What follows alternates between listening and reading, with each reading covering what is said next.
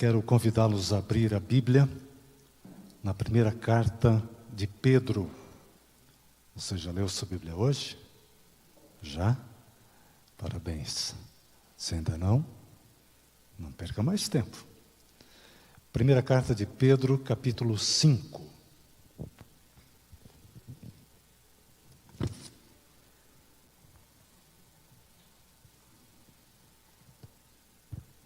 Todos encontraram? Feche os olhos, vamos orar. Grande Deus e Pai, a Tua palavra está aberta diante de nós, nesse momento. E nós queremos, Senhor, que Teu Santo Espírito, aquele que inspirou os escritores da Bíblia, agora ilumine a nossa mente e o nosso coração. Queremos compreender e queremos colocar em prática em nosso viver diário. Fica conosco. Em nome de Jesus. Amém. Primeira carta de Pedro, capítulo 5, versículo 8. Sede sóbrios e vigilantes. O diabo, vosso adversário, anda em derredor, como o leão que ruge, procurando alguém para devorar. Eu gosto de fazer perguntas. Esse texto bíblico que eu li agora está certo? Quantos acham que está certinho, exatamente correto? Todos? Alguns estão com dúvida? Deixa eu ler novamente. Sede sóbrios e vigilantes. O diabo, vosso adversário, anda em derredor, como o leão que ruge procurando alguém para devorar. Está certo ou está errado? Está certo? Vocês têm dúvida da Bíblia?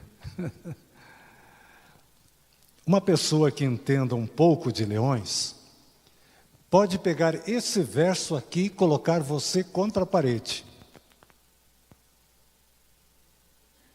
E ele vai usar esse verso para afirmar que a Bíblia não é cientificamente correta.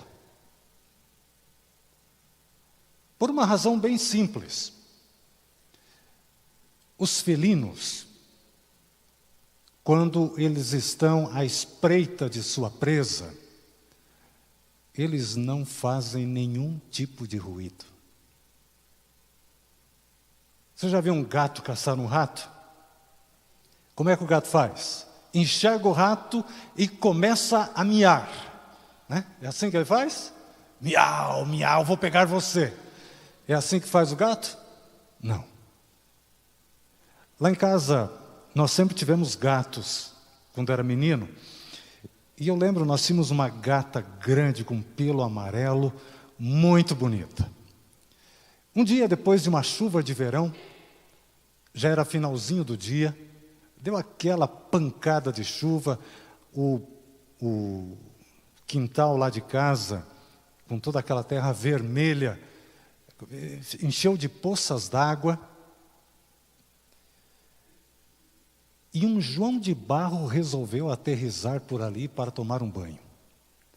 E ele estava lá, feliz da vida, tomando seu banho, cantando, e a gata lá de casa viu. E ela deve ter pensado assim: jantar de primeira hoje, João de Barro. E o que ela fez? Sem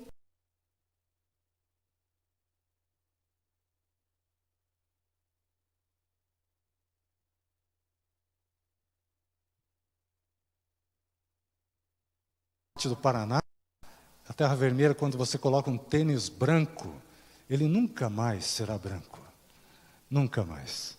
E ela, com aquele pelo bonito, amarelo, ela foi rastejando em direção ao João de Barro, que não estava percebendo o perigo que estava correndo. E ela foi. E eu da janela, assistindo de camarote. E ela foi.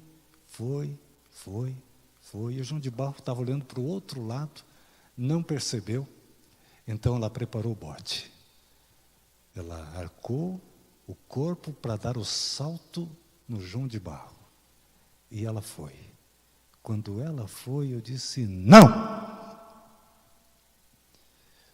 O João de Barro voou, a gata olhou para mim, assustada, como se dizendo assim: acabou com o meu jantar. João de Barro foi. Mas ela não deu um miado sequer. Se você pesquisar, vai ver que as onças, os tigres, todos eles caçam do mesmo modo, da mesma maneira, sem produzir ruído. E agora eu encontro aqui na Bíblia, primeira carta de Pedro, capítulo 5, versículo 8, Pedro dizendo: sede sóbrios e vigilantes, o diabo, vosso adversário, anda em derredor como o leão que ruge procurando alguém para devorar. Está errado a Bíblia. Pedro estava certo. A própria Bíblia diz que toda a Escritura é inspirada por Deus. Mas espera aí, Deus, o Criador do leão, o Espírito Santo deu uma cochilada aqui e passou esse texto? Ou será que Pedro confiou nos conhecimentos que ele tinha dos animais, dos leões? Pedro entendia de peixe, né? Era um especialista em peixes, mas leões? Alguém pode pegar o texto bíblico e falar: a Bíblia não está certa. Mas uma pessoa que entende um pouco mais de leões, ela vai pegar esse verso aqui e vai dizer assim: a Bíblia está correta. Como eu disse no começo, uma pessoa que entenda um pouco de leões vai dizer que a Bíblia está errada. Mas quem entende um pouco mais vai dizer que a Bíblia está certa. Por quê? Porque há uma situação, um momento em que o leão que está à espreita de sua presa, ele ruge, diferente de todos os outros animais. E é exatamente quando ele deseja produzir pânico. Os leões, eles normalmente caçam em bandos. Vai o líder, o leão de mais experiência, de maior idade, junto vão as fêmeas e muitas vezes filhotes que já estão aprendendo a arte de pegar as suas presas. E é muito simples. Nas savanas africanas, especialmente onde ainda existem leões, eles enxergam uma vítima, um antílope, uma zebra, eles param, o leão mais velho, o líder do clã, do grupo, faz um sinal e um integrante do grupo, normalmente uma fêmea, sai então em direção à presa. Os demais ficam apenas assistindo. E lá vai então a leoa rastejando de forma silenciosa e quando o animal percebe já é tarde demais. Ela salta na sua garganta. Porém, quando esse grupo de leões encontra um grupo de zebras pastando tranquilamente, eles montam uma estratégia e executam de forma diferente. O leão mais velho dá um sinal e cada um do grupo se posiciona num lugar diferente. Eles fazem praticamente um círculo ao redor das vítimas. Esse não é um círculo, seria mais ou menos no formato de uma ferradura. Fica um leão aqui, outro aqui, outro aqui, outro ali, outro lá. Sem produzir ruído. E eles são tão espertos que eles ficam numa posição em que o vento lhes é favorável. Por quê? Porque o animal sentiria o cheiro. Leão, todo mundo sabe que é um bicho que não toma banho, né? E ele cheira muito mal. E então o cheiro do leão poderia ser percebido pelas vítimas. E eles ficam numa posição em que o vento lhes é favorável. E quando todos os leões estão posicionados, cada um no seu devido lugar, aí o leão mais velho ruge. Se você já ouviu um rugido de leão, é de arrepiar cabelos de quem não tem. Daquele rugido forte.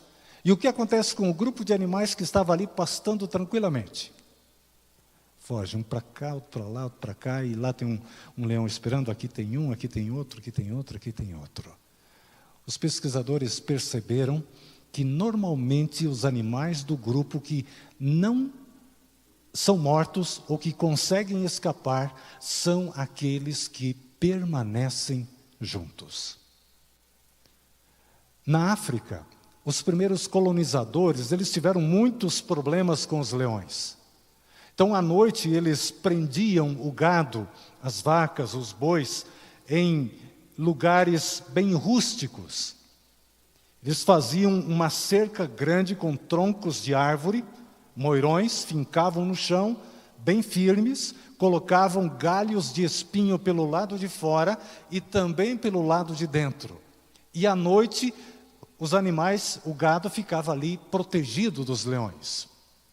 Só que acontecia um problema. À noite, os leões vinham e cercavam o lugar onde estavam os animais seguros. E sabe o que faziam? Rugiam. E o que acontecia lá dentro? Os animais que estavam seguros lá dentro, não sabendo que estavam seguros, eles ficavam apreensivos, nervosos, e começava um movimento lá dentro, um para cá, dois para lá, três para cá, pisa num, aperta o outro.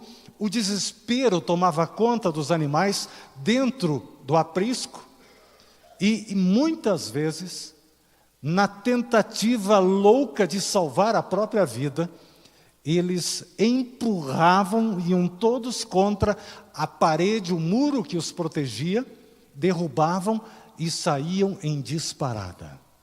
E lá estavam os leões. O texto bíblico dessa noite diz: sede sóbrios e vigilantes.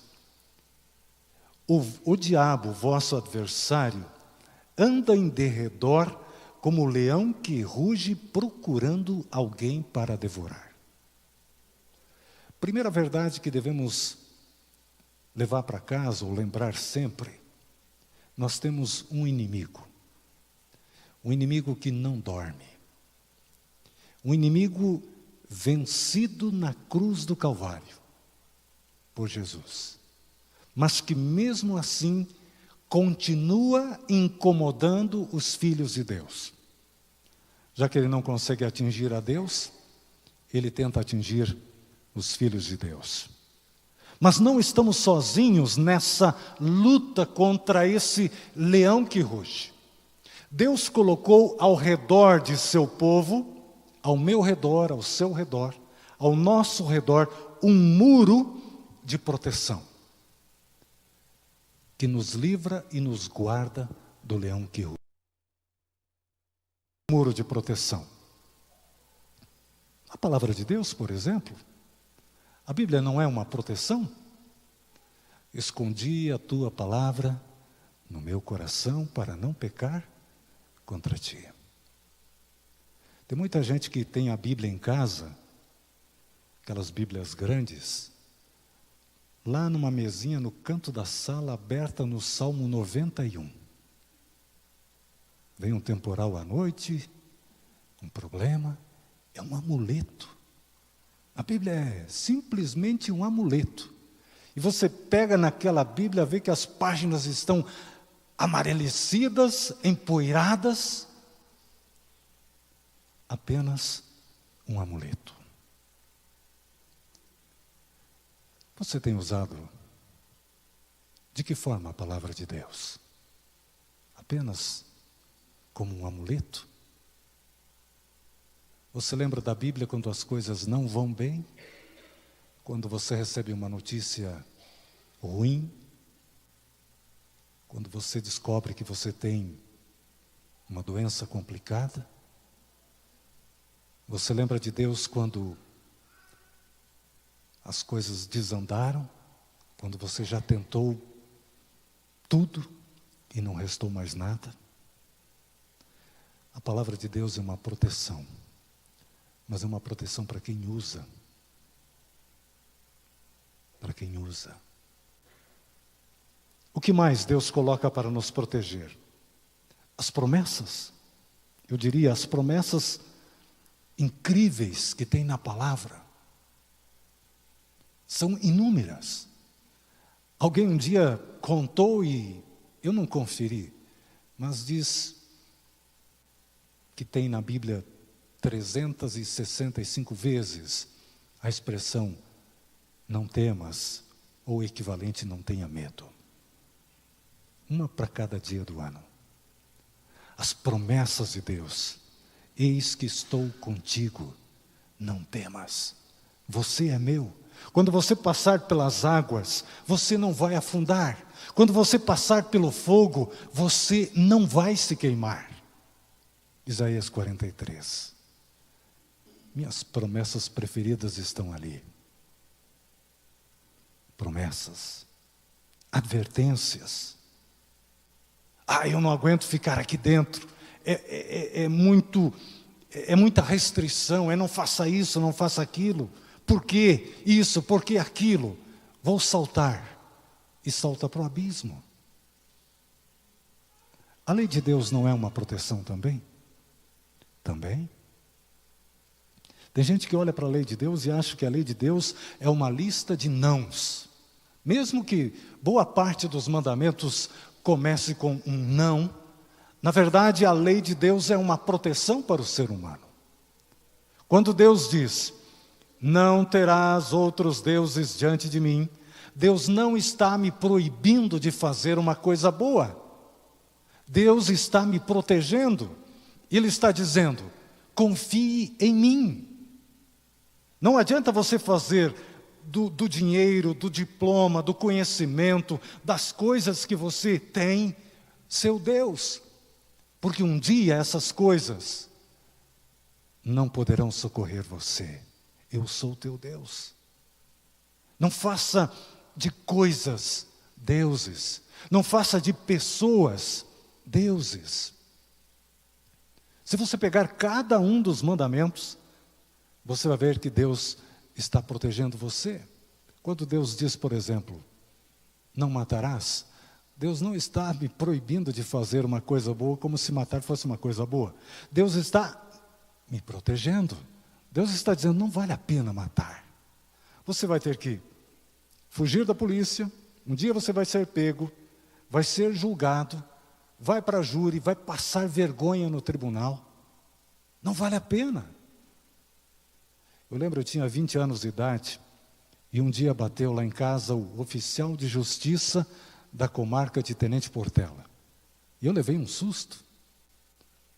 E ele disse, é o senhor Hamilton? Eu com 20 anos. Eu disse sim. E ele me falou assim, eu trouxe uma intimação do juiz da comarca. O senhor foi convocado para fazer parte do corpo de jurados da comarca de Tenente Portela. Eu nem sabia direito o que era aquilo, mas fui. Não podia deixar de ir. E lá pela primeira vez, eu tive a oportunidade de participar dos bastidores de um júri. Eram 21 jurados, na hora sorteavam 7, os 14 não sorteados podiam ir embora. Eu, como não era muito conhecido, o advogado de defesa, tanto quanto o promotor, eles tinham um número X lá que podiam recusar, né? Não quero esse, não quero aquele e tal. E eu escapei dos 6 primeiros júris. Eu não participei, já ia lá tranquilo, não vou ser sorteado não. No 7º, não sei porquê, no 7º eu caí. E era a primeira vez, eu fiquei tenso. E aí chamaram um senhor que era o réu, veio trazido por 2 policiais, um senhor com 60 e tantos anos, E eu vi aquele homem ali passando uma situação extremamente vexatória. Como é o seu nome? Onde o senhor nasceu? Depois aquele homem sentou com os 2 guardas ao lado, e aí começaram os discursos de acusação e de defesa. O promotor pintou um quadro terrível daquele homem. E ele dizia: senhores, esse homem aqui é um monstro. Ele assassinou a esposa afogada dentro de um tanque de lavar roupa. E pintou um quadro assim tão feio sobre ele, eu pensei, merece ser condenado. Aí veio o advogado de defesa e desmontou um por um dos argumentos. E eu já fiquei na dúvida. Voltou o promotor, réplica, tréplica.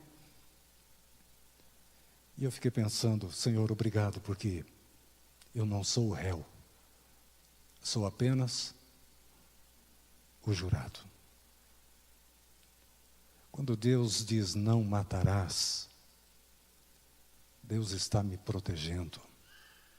Quando Deus diz não adulterarás, Deus não está me proibindo de fazer uma coisa boa. Deus está me protegendo. A minha saúde, a minha reputação, a minha família, os meus filhos, os meus pais, o meu nome, a minha igreja, o meu Deus. Cada um dos 10 mandamentos é uma proteção. E eu poderia seguir aqui, elencando outros integrantes desse muro que Deus coloca ao redor do povo dele.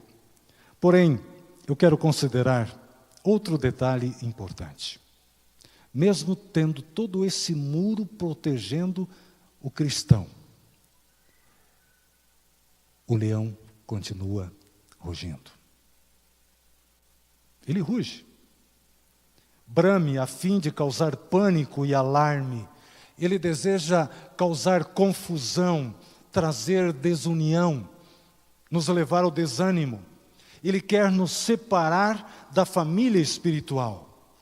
Mas ele não precisa e não deve obter sucesso. Precisamos uns dos outros. Lembram dos animais na África que escapam dos leões? São aqueles que permanecem juntos. Sabe o que Deus diz quando o leão ruge? Salmo 46, versículo 10. Quero ler uns 3 ou 4 textos. Salmo 46, versículo 10. É um verso bem conhecido. Mas é de uma profundidade maravilhosa. Aquietai-vos e sabei que eu sou Deus. Sou exaltado entre as nações, sou exaltado na terra. O leão está rugindo, os problemas têm aumentado, você está com medo. O que Deus diz? Fique quieto, fique calmo. Em outras palavras, deixa comigo, eu sou Deus. Normalmente quando a gente enfrenta um problema, ou a maioria das pessoas, elas ficam tão assustadas, tão perplexas, tão confusas, que ao invés de ficarem calmas, elas acabam tomando decisões precipitadas e muitas vezes aumentando o próprio problema. Mas Deus diz, aquietai-vos e sabei, eu sou Deus, deixa comigo. Isaías capítulo 26, há uma outra receita da palavra diante do leão que ruge. Isaías 26, versos 3 e 4. Tu, Senhor, conservarás em perfeita paz aquele cujo propósito é firme, porque ele confia em ti. Eu gosto muito do verso 4. Confiai no Senhor Como é que está na sua Bíblia aí? Perpetuamente. Porque o Senhor Deus é uma rocha eterna. O que Isaías escreveu aqui? Confie no Senhor sempre, constantemente, perpetuamente, não apenas quando as coisas vão bem, porque é muito fácil a gente confiar em Deus quando tudo vai bem. Veja, quando tudo está bem, quando temos saúde, quando temos emprego, quando temos liberdade religiosa, é muito fácil. E é tão fácil que a gente muitas vezes acaba nem vindo. Confiai no Senhor perpetuamente, sempre. Capítulo 30, verso 15. Deus é uma rocha eterna, não é um pedregulho. 30, verso 15. Lá no finalzinho do verso. Na tranquilidade e na confiança está a vossa força, mas não o quisestes. E eu pulo para Hebreus capítulo 10, versículo 25.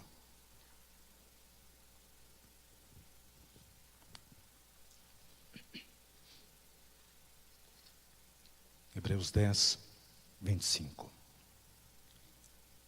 Não deixemos de congregar-nos, como é costume de alguns. Antes, ou seja, ao invés disso, façamos admoestações, e tanto mais quanto vedes que o dia se aproxima. Que dia ele está falando aqui? Da volta do Senhor.